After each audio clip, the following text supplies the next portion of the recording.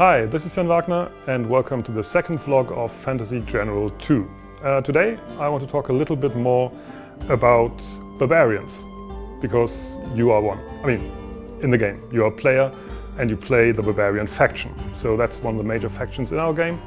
Barbarians have settled in the highlands of Far Reach, and they've been there for a while, usually raiding each other and sometimes raiding the borderlands and getting into conflict with the Empire, which is also why the borderland clans have called the Empire for help. So that was about 50-60 years ago, and there was a big war. Barbarians were beaten, and since then they've sort of stuck to their territory. Now, having an army that's mainly based around raiding and fast attacks and quickly getting in and out of combat, the Barbarian army is pretty special in its composition. You'll find a lot of light units, you'll find a lot of skirmish units.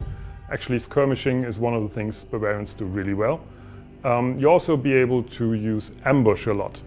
So make sure that when you have a Barbarian army, you use the environment to your advantage. For example, you can hide in forests. Some of the Barbarian units can even hide basically anywhere, because they're practically invisible until you realize that that tree or bush or stone right across you is actually a Barbarian coming to kill you.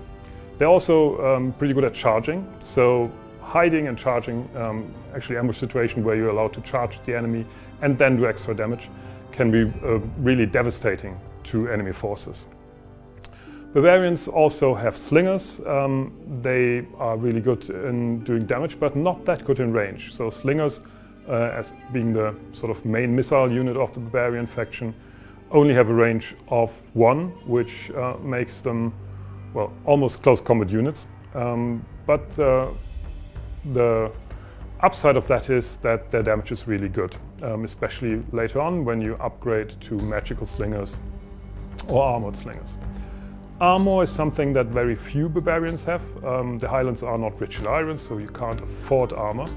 And during the course of the game, you'll have to raid enemy settlements or trading posts in order to collect enough armor and weapons to equip your Barbarian troops to upgrade them to something like a heavy axeman or an armored javelin thrower.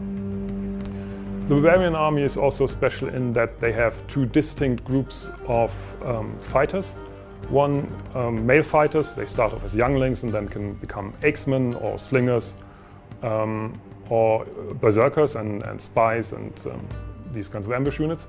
And then we've got the female units. There's a whole upgrade tree around female units. The maiden becomes potentially a skirmisher unit.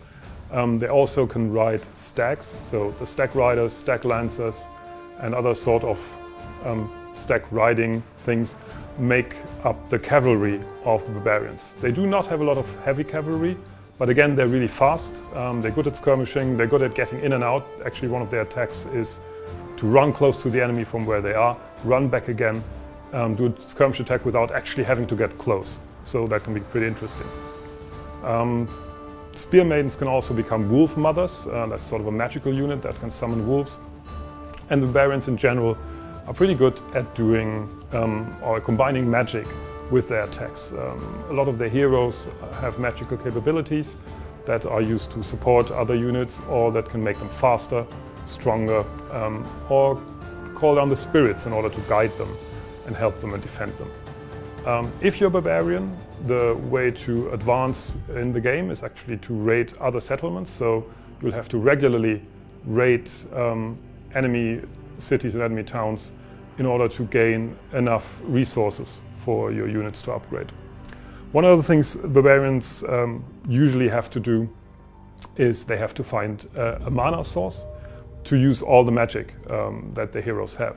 So one of the first things you do, because you're attuned with nature, is finding a mana source on the map, taking that, and that will generate mana for you in every turn.